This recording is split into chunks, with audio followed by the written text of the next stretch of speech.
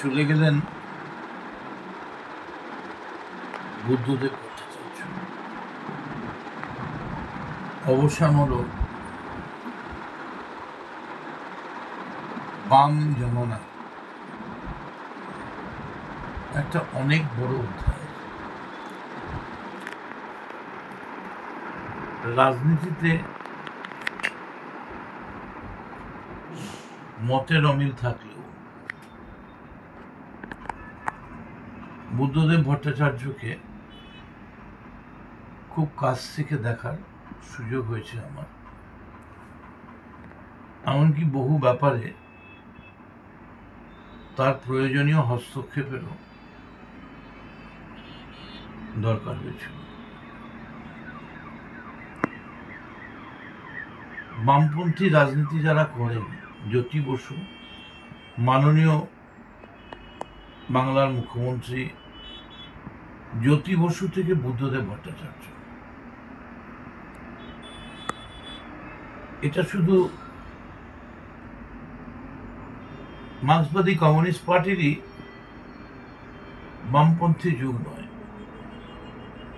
এখনো যিনি বাংলার মুখ্যমন্ত্রী, তিনিও নিঃসন্দেহে তার জীবন যাত্রায় রাজনৈতিক ছুটন্ত ঘোড়ার মতো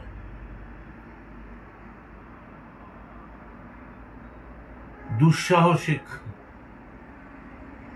পদক্ষেপে যিনি অমলিন, সেই মমতা বন্দ্যোপাধ্যায়ও আজ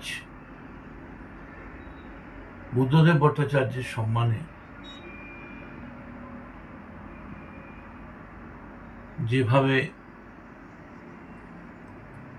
আপামর বাংলার মানুষকে নিয়ে তাকে শেষ শ্রদ্ধা জানাতে এগিয়ে এসছেন,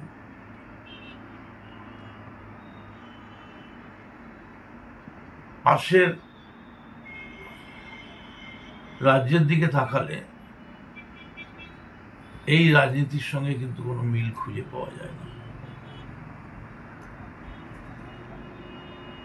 বুদ্ধদেব ভট্টাচার্যের পরিবারকে আমি সমবেদনা জানাচ্ছি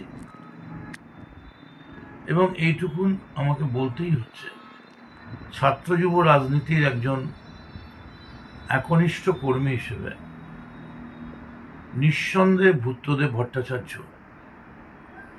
নামটা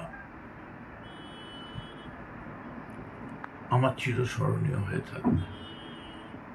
আজকের যারা সিপিএম করেন, বামপন্থী করেন, তাদের কাছে বুদ্ধবাবু একটা বার্তা রেখে গেলেন।